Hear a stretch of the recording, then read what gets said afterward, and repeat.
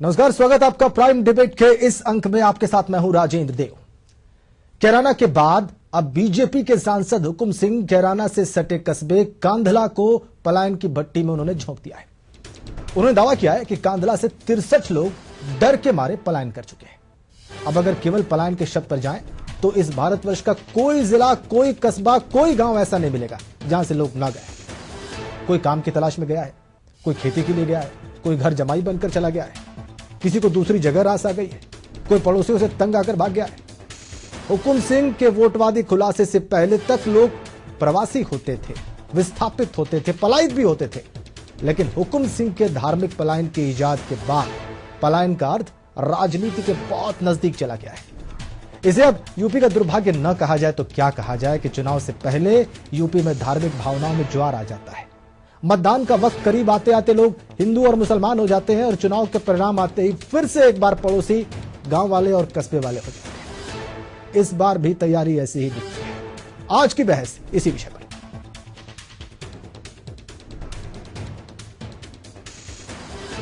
हमारे साथ आज इस डिबेट के लिए, प्राइम डिबेट में आज खास मेहमान है हमारे साथ मोहसिन रजा साहब हैं। वो आज की डिबेट में, आज की चर्चा में बीजेपी को प्रेजेंट करेंगे। बहुत स्वागत आपका मोहसिन रजा साहब हमारी इस चर्चा में। मोहम्मद अब्बास, राज्य मंत्री उत्तर प्रदेश सरकार, वो सरकार का पक्ष रखेंगे, उत्तर प्रदेश गवर्नमेंट का पक्ष रखेंगे आज की इस चर्चा में। आपका भी बहुत स्वागत। अनिल दुबे, राष्ट्रीय लोकदल के नेता हैं, उनका पक्ष रखेंगे आज की चर्चा में। और इसके अलावा अशोक सिंह साहब हैं, कांग्रेस का पक्ष रखने के लिए आज की चर्चा में। आप सभी का बहुत स्वागत। शुरुआत करते हैं और कोशिश करेंगे हम कि आज बहुत पॉइंटेड बात की जाए, व्यर्थ की बातों में हम ना पड़े, जो विषय है उससे भटके ना।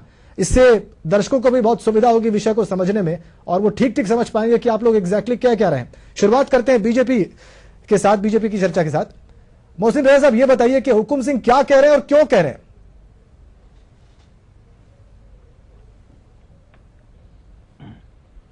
देखिए राजेंद्र जी, जो बात हुकुम सिंह साहब ने कही है वो वहां जनप्रतिनिधि हैं और उन्होंने जो बात कही है, उन्हें जो उनके हमारे जो पार्टी के वर्कर्स हैं, वहां के जो लोग हैं, जो समस्याएं लेकर आए, वो जो लिस्ट उनको दी गई, उस लिस्ट के तहत उन्होंने बात करी है।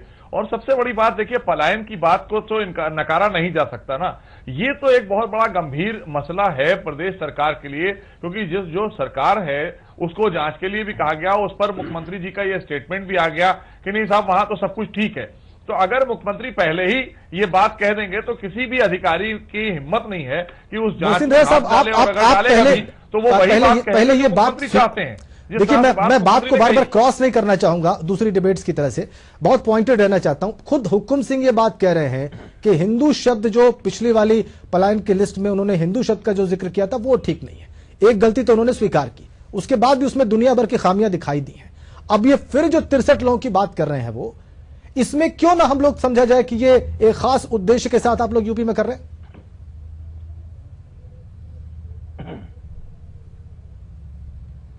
देखिए, ये तो जाहिर सी बात है, दूसरी पार्टियां, खासकर अगर हम सही मानों में बताएं राजेंद्र जी, तो इसका बेसिकली इसका फायदा अगर किसी को होना है वो समाजवादी पार्टी को होना है और थोड़ा बहुत कांग्रेस को होना है, क्योंकि मुस्लिम वोट बैंक की राजनीति इन्हीं को करनी है। और इस तरह के माहौल को बनाने के बाद बीजेपी चूंकि एक ऐसी पार्टी है जिसके खिलाफ शुरू से एक प्रोपेगेंडा किया गया है सारी पार्टियों ने मिलकर कि ये सांप्रदायिक पार्टी है, ये सांप्रदायिक पार्टी है, तो हमारी कोई भी आवाज निकलेगी वो सांप्रदायिक हो जाएगी। इवन मोहसिन रजा भी अगर कोई बात कहेंगे तो वो सांप्रदायिक होगी, जबकि मैं मुस्लिम होकर भी अगर वो बात को पक्ष में रखूंगा तब भी वो सांप्रदायिक कहलाएगी। तो इसलिए हमको तो सांप्रदायिक पार्टी कह दिया गया है। लिहाजा फायदा जिनको पहुंचना है, ये सारा हंगामा वही कर रहे हैं, उन्हीं को वो मुस्लिम वोट बैंक की राजनीति करनी है। और अगर वो नहीं करेंगे तो वो हाशिए पर जा रहे हैं, उन्हें पता है कि उनकी जमीन खिसक चुकी है। और भारतीय जनता पार्टी आने वाले समय में उत्तर प्रदेश में सरकार बनाने जा रही है और पूर्ण बहुमत की सरकार बनाने जा रही है। तो इसको बिना वजह के लिए थोपने से क्या फायदा है? ऐसे समय पे आप कहें कि साहब आप ऐसे समय पर क्यों लाए, आपने इलाहाबाद में। अच्छा, एक चीज बताइए मोहसिन रजा साहब, अब जबकि कैराना का सच धीरे धीरे बाहर आ रहा है, अभी भी आपकी पार्टी का स्टैंड यही है कि कैराना को कश्मीर बनाया जा रहा है? अभी भी आप अपने स्टैंड पे कायम है?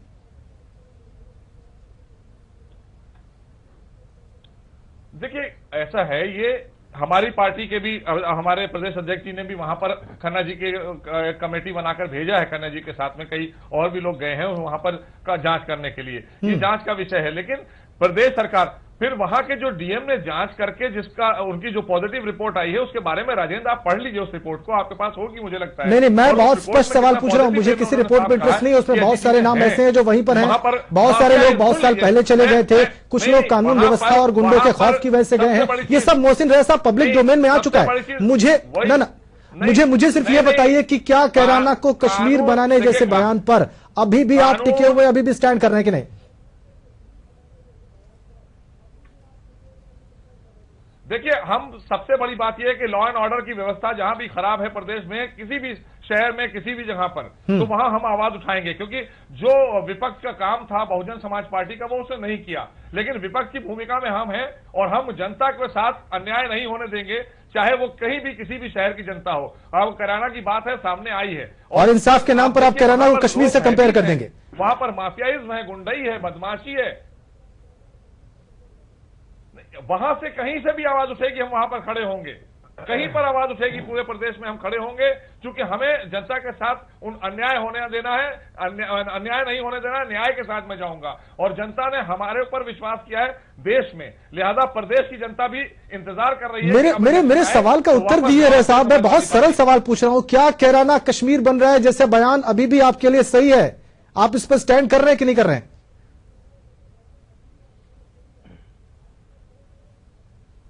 राजेंद्र, आप जिस तरफ ले जाना चाहते हैं, मैं नहीं जाना चाहता हूं, ये बहस आपने उस दिशा में मोड़ी है साहब। मैंने बयान नहीं दिया है, ये बयान आपकी पार्टी का है। नहीं, देखिए, जो बात सामने नहीं, बयान है हमारी पार्टी का, हमने कहा ना कि उस पर जांच हो रही है, और जो बात वहां तो जांच होने से पहले आपने कैराना को कश्मीर कैसे बना दिया? मुख्यमंत्री जी ने ये क्या कोई जिम्मेदार बयान है? वो सबके सामने है।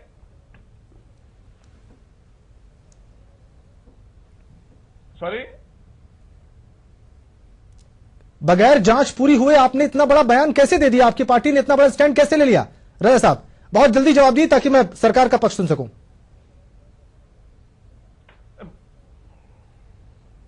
बयान, देखिए, बयान देना जो स्थिति परिस्थितियों के हिसाब से आती है, और उस वक्त बयान अगर कोई गया है, वाह तो वाह रज़ा साहब, जो स्थितियां परिस्थितियां प्राइमा फेसी दिखाई दे उस पर कोई भी बयान जारी कर दिया जाए, वाह, ठीक है, उसको वो उठाएंगे। आपका ये जवाब दर्शकों के सामने, उनको वो खुद ही तय कर लेंगे क्या है। मैं अब सरकार की बात सुनना चाहूंगा। मोहम्मद अब्बास साहब, स्वागत है आपका चर्चा में। एक बात तो तय है कि वहां पर कानून व्यवस्था से लोगों को शिकायत है, यह बिल्कुल तय है, यह बिल्कुल साफ हो गया है कि कानून व्यवस्था एक बड़ा कारण है और इसकी वजह से कुछ लोगों ने वो जगह छोड़ी है, ये बात लोग मान रहे हैं। आप कब मानेंगे?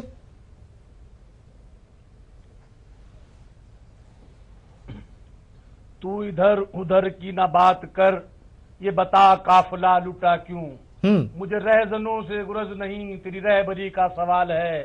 पूरे देश को अच्छे दिन का सपना दिखाकर आज कैराना को कश्मीर बताने वालों, सुन लो साहब खोल के, उस कश्मीर में तुम्हारी महबूबा के लोग अफजल गुरु को आतंकवादी नहीं शहीद कहते हैं, और आप लोग आसानी से सुन लेते हो।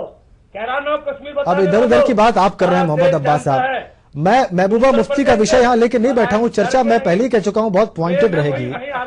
आप ये बताइए कि कानून व्यवस्था की स्थिति ठीक है वहां पर? मैं चर्चा में मैं वहीं आ रहा हूं। कानून व्यवस्था की बिल्कुल स्थिति एकदम सही है। वहां जिसको पलायन कह रहे हैं, आप जाके देखिए, दिल्ली के अंदर 30% आबादी उत्तर प्रदेश की है, महाराष्ट्र है, बेंगलोर है, जहां जहां काम है, और बराबर में हरियाणा का है, पानीपत है, और जो जितने भी जिले लगे हुए हैं वहां सब लोग काम। फिर मोहम्मद अब्बास साहब फिर विषय भटक रहा है, फिर ये इधर उधर की बात हो रही है। ऐसे हुआ था, आपने शुरुआत की बड़े अच्छे शेर से, बस मैं वही चाहता हूं, तो इधर उधर की ना बात कर। हरियाणा में जो कुछ हो रहा है उससे हमारा फिलहाल अभी कोई कंसर्न नहीं है। राजस्थान में जो कुछ हो रहा है, एमपी में जो कुछ हो रहा है, उस विषय पर अभी हम बात नहीं कर रहे हैं। हम सिर्फ सीधी और सरल बात यह कर रहे हैं कि वहां पर अगर पलायन हुआ है तो क्यों हुआ है, और अगर नहीं हुआ है तो उसके बारे में बीजेपी कहां तक गलत है या दूसरे दल कहां तक गलत है। कानून व्यवस्था का मुद्दा बार बार सामने आ रहा है, लोग इसको पब्लिक डोमेन में एक्सेप्ट कर रहे हैं, वहां पर स्वीकार कर रहे हैं। आप स्वीकार करेंगे कि नहीं करेंगे? 100% रविंदर जी, 100% दुरुस्त है। कानून व्यवस्था 100% दुरुस्त है। कानून व्यवस्था को खराब करने का जो कुचक्र चला जा रहा है, जिस तरह से हुकम सिंह जी अपनी बेटी को चुनाव लड़ाकर विधानसभा को ताना बाना बुन रहे हैं, ये सारा का सारा काम विधानसभा चुनावों के लिए है। कानून व्यवस्था की स्थिति 100% शुद्ध है। वहां चौधरी वीरेंद्र सिंह जैसे गुजर नेता है, मजबूर नेता है, 7 बार विधायक है, कैबिनेट मंत्री रहे, आज एमएलसी हैं, बेटा चेयरमैन है, कहां है? पूछो, उनका बयान लो। कल पूरे कैराना के हिंदू मुसलमानों ने इकट्ठा होकर थू थू किया है भारतीय जनता पार्टी के लोगों पर, मुंह दिखाने लायक नहीं बने। और मैं लोकतंत्र के 14 स्तंभ ने आज फिर कैराना को नहीं बल्कि पूरे उत्तर प्रदेश को जलने से बचाया है। धन्यवाद दूंगा, झूठ का झूठ और सच का सच साबित करके इन्हें मुंह तोड़ जवाब देने का काम किया। इनको तो पॉइंट एजेंडा है। तभी इनके मुखिया ने कहा था कि मैंने कार सेवकों की हत्या करना करवाई होती तो मेरी पार्टी ना बनती। कोई हत्या नहीं। इनके मुखिया का बयान है कि अगर कार सेवकों, ठीक है, आपने अपना पॉइंट कह दिया, उनकी बात ठीक है। मोहसिन रजा साहब, आपने ऑब्जेक्ट कर दिया, ऑब्जेक्शन सुन लिया गया आपका। अपनी बात मोहम्मद अब्बास साहब बहुत जल्दी से पूरी करिए। देखिए राजेंद्र, जिस तरह की बात नहीं है, हाँ बस उनसे कहिए, बात अगर करें तो फिर वहां पर आए तो फिर मुझे लगे ना मैं टाइम नहीं दूंगा, मैं बहुत लाउडली स्पीक करता हूँ। नहीं, बिल्कुल नहीं, गलत बात अगर करेंगे तो आपके, ठीक है रजा साहब, आपका ऑब्जेक्शन नोटेड है, रजिस्टर्ड कर लिया गया। मोहम्मद अब्बास साहब, अभी भी आप ये कह रहे हैं कि वहां पर सब कुछ ठीक है, सारी कानून व्यवस्था की स्थितियां दुरुस्त है वहां पर? विकास कार्यों से डरकर भाजपा, अच्छे दिन का सपना दिखाने वाली भाजपा, विकास के एजेंडे पर चारों खाने पता चल जाएगा।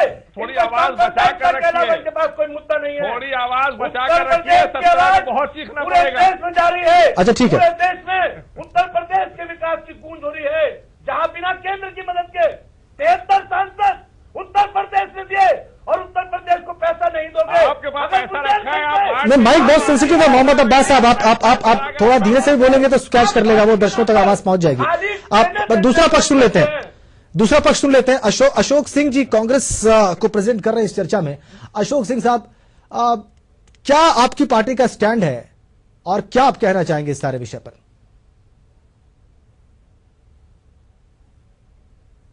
राजन, मैंने दोनों वरिष्ठ नेताओं को और भारतीय जनता पार्टी के मोहसिन रजा साहब को सुना।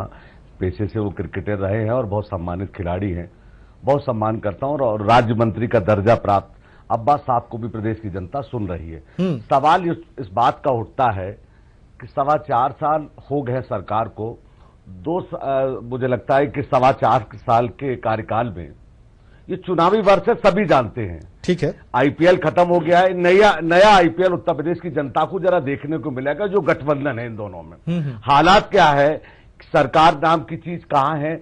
अगर मैं अब्बास साहब की बात मान भी लूं, उत्तर प्रदेश में तो दादरी से लेकर और मुजफ्फरनगर तक की सारी घटनाएं, प्रदेश में 100 बड़े दंगे, ये मैं नहीं कह रहा हूं, पूरा देश जानता और उत्तर प्रदेश की जनता जानती है। अगर लगातार माननीय मुख्यमंत्री जी के पिता आदरणीय मुलायम सिंह यादव भी कई बार कह चुके हैं मुख्यमंत्री को सार्वजनिक तौर पर कि मैं अगर होता तो कानून व्यवस्था की स्थिति ठीक हो जाती। सच को स्वीकार कर लेना चाहिए। जिस पार्टी में अब्बास साहब राजनीति करते हैं वहां लोहिया के सिद्धांत माने जाते हैं। लोहिया ने हमेशा सच बोला है। आप उनकी किताबें पढ़ लें, अब्बास साहब ने शायद पढ़ी है, नहीं पढ़े मैं नहीं मानता हूं या जानता नहीं हूं इस बात के लिए, मगर सवाल इस बात का है कि हुक्म सिंह जी बार बार अपने बयान से पलट रहे हैं। आखिर सरकार तय करेगी, सरकार जांच कर लेगी, मगर जिस तरीके का माहौल देश में बनाया जा रहा है, डर के, एक तरफ अगर किसी को शहीद को दर्जा दोगे और यूनिवर्सिटी में पढ़ने वालों को आतंकवादी बताएंगे, तो ये माहौल क्या है देश में। आप विकास की चर्चा कर लें, आप अगर अपराध था एनसीआरबी के आंकड़े सरकार मानती नहीं है।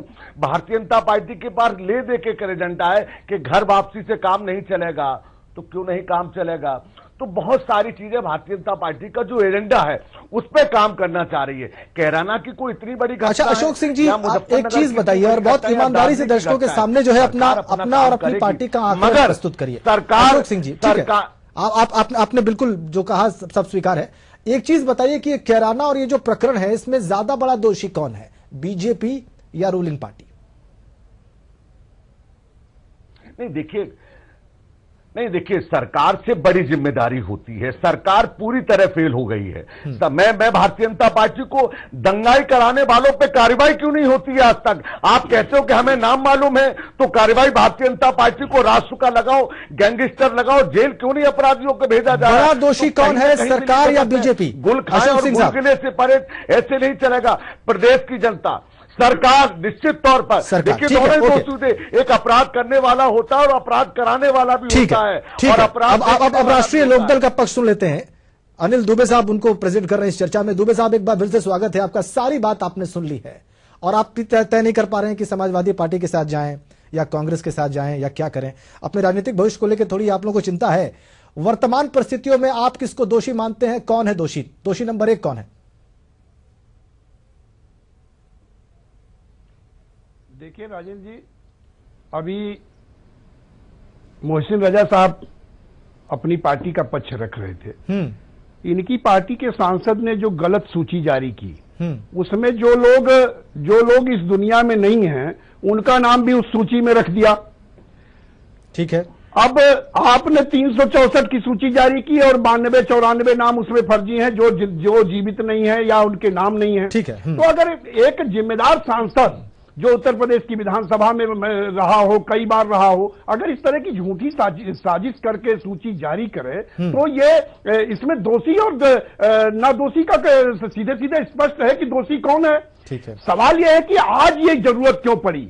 ये लोकसभा चुनाव के पहले मुजफ्फरनगर में, मेरठ में दंगे हुए, सुनियोजित रूप से उन चीजों को उठाया गया, और आज कैराना की और कांधला की बात आपने उठाई कि लॉ एंड ऑर्डर से जुड़ी हुई है, कानून एवं व्यवस्था से जुड़े हुए आरोपों पर अगर सांप्रदायिकता का जो ये नंगा नाच शुरू कराया गया है कि उत्तर प्रदेश में 2017 में चुनाव है, विकास की बात ना हो, हमारे झूठ फरेब की बात ना हो, इन सारे मुद्दों से ध्यान भटक जाए और कैराना और कांधला में हम बता दें कि जो बात कानून की से जुड़ी हुई है उसे सांप्रदायिकता का रंग दे दें। और इन्होंने अभी एक बात कही, बात इन्होंने किसी और पर कही कि हम मुसलमानों की राजनीति नहीं करते हैं। तो इसका मतलब आप हिंदुओं की राजनीति केवल करना चाहते हो, आप उग्र हिंदुवाद को बढ़ावा देना चाहते हो। तो ये सारी चीजें हैं कि अगर झूठ इन्होंने बोला, झूठी सूची जारी की, तो ये तो एक अपराध। चलिए, अगर आपकी बात में 1 मिनट के लिए सही मान लूं, अगर कहीं आपकी बात में सही मान लूं, अगर आपकी सारी बात सही मान लूं, तो क्या कानून व्यवस्था के मुद्दे पर आप इस हुकूमत को क्लीन चिट देते हैं?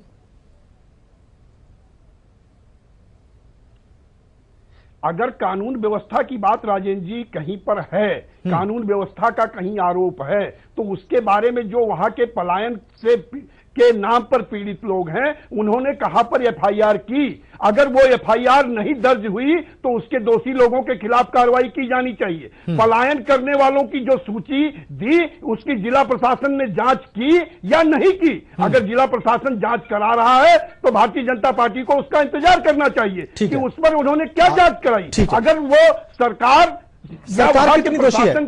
एक लाइन में जवाब दीजिए। एक लाइन में दुबे साहब, सरकार कितनी दोषी है? प्रदेश सरकार कितनी दोषी है?